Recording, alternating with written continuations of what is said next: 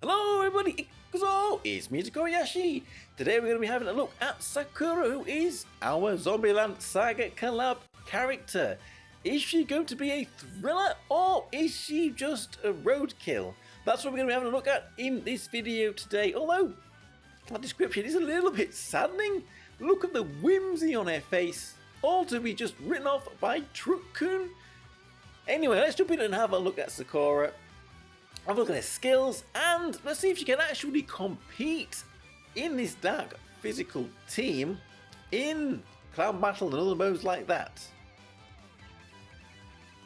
So first of all then, let's take a look at Sakura's banner, and you can see she is a limited character and her banner is here until the 3rd of November. One thing to note though from this banner is you do get the 200 memory shards if you summon her, but you don't get any masterpieces. We all got 3 masterpieces when this collab celebration started, so we've already got them. We don't get them from summoning Sakura here. I will also mention, as I'm sure you know, as a collab character, her returns might be a little bit unpredictable. She may be back in a year or just over a year's time with a unique equipment, but if you are a big fan of Zombieland, you really like this Sakura character, now is the time to get her if you really want her on your account.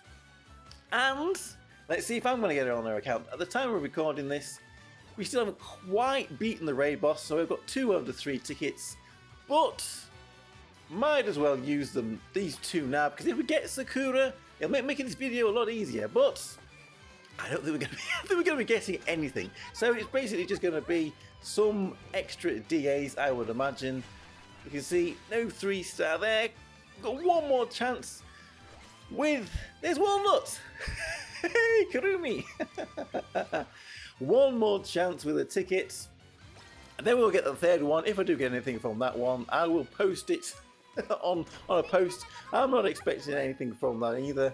The chances of getting Sakura on here are very, very slim. Don't even getting a 3-star aren't great. There we go. We got nothing from that. Not expecting anything from the 3rd ticket when we finally get it. Let me know if you did get anything from them tickets. That will be very lucky. Anyway, let's have a look at this image here of Sakura. We can see she is a buffer role character. She's dark, physical, and she sits there in the mid-ground. And we'll have a quick look at her loop pattern down at the bottom. There is 2 loop patterns for this Sakura. She has a zombie state loop pattern, which basically just buffs a little bit of the skill 1 and the skill 2. Skill 1, the first action she does when she enters battle.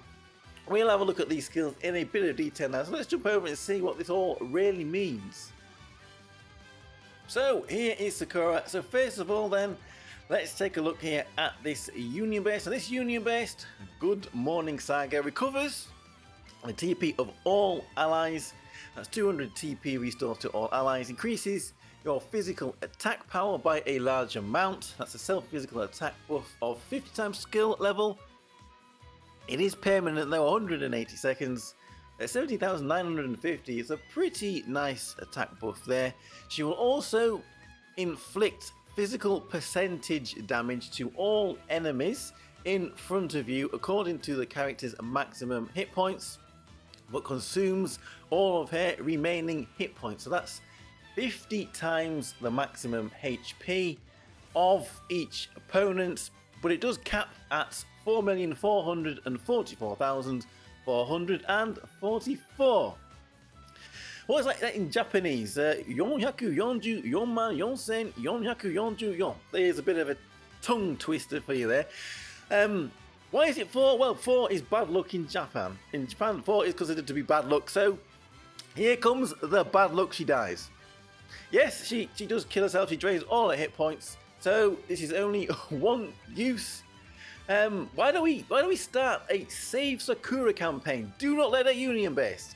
Turn her off. Don't set her off. Don't set her. Turn off auto. Don't let her Union Burst. Save Sakura's campaign. Don't let her die.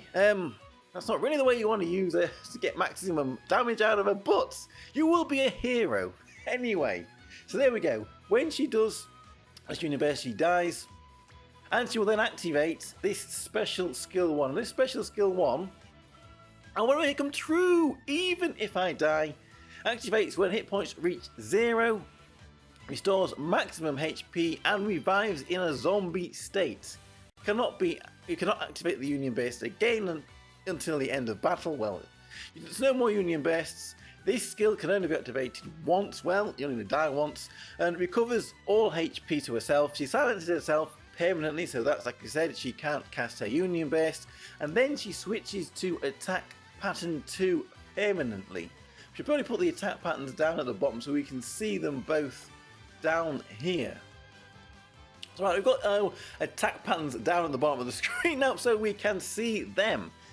So when she activates this zombie state, it will buff her skill 1 and her skill 2. So they are slightly different when she's in that first attack pattern there when she's not a zombie, to when she is in the second attack pattern when she has become a zombie. So let's have a look at skill 1 or special 2 and see exactly what it does. So this skill 1 / special 2 zombie on stage increases the physical attack power, physical crit rate, and physical crit damage of all allies by a large amount. So all allies get 30 times skill level, physical attack buff, that's 10,770, an extra 120 buff to their physical crit rate, and 7% crit damage buff, all for 12 seconds.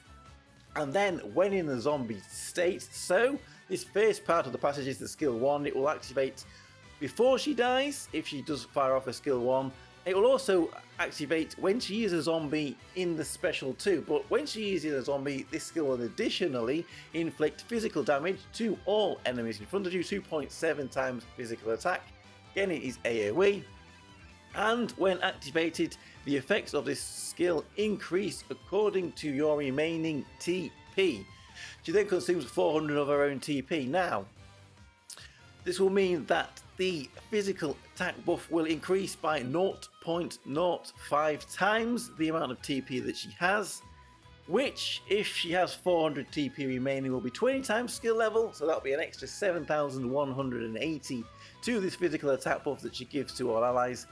But if she has 1,000 TP, which it caps, it may cap at 1,000 TP, and we're a little unsure exactly how this works, but she could have up to 1,000 TP, and if she has 1,000 TP when she fires off this special 2, that will be an extra 50 times skill level, which will bring it up to 50, 60, 70, 80 times skill level in total, so 17,950 additional on top of the 10,770 physical attack buff, so that's pretty big.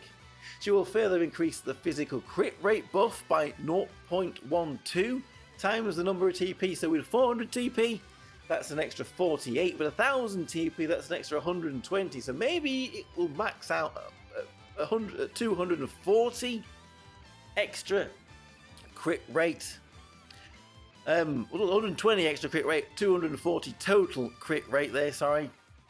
Further increases the physical crit damage by 0.007 times the amount of TP that she has.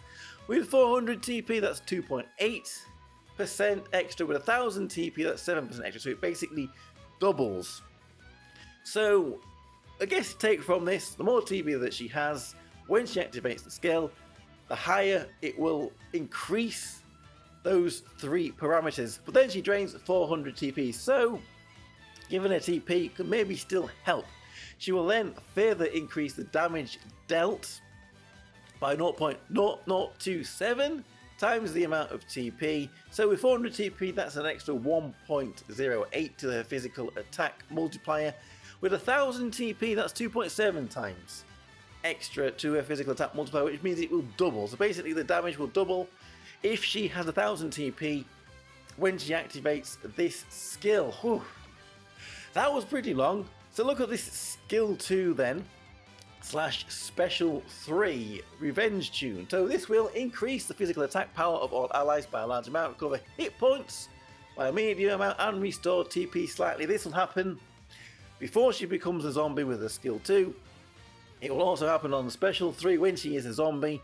So all allies get a physical attack buff of 20 times skill level. At the moment, that's 7,180. It will heal around about 20,000 hit points and restore 100 TP. Now, when she is in this zombie state, This special 3 then will inflict physical damage to all enemies in front. Again, AoE 2.7 times physical attack. When activated, again, the increase in physical attack power and damage increase according to the remaining TP. She then consumes 400 of her own TP, so she will further increase the physical attack buff that she gives to allies by 0.04 times the number of TP.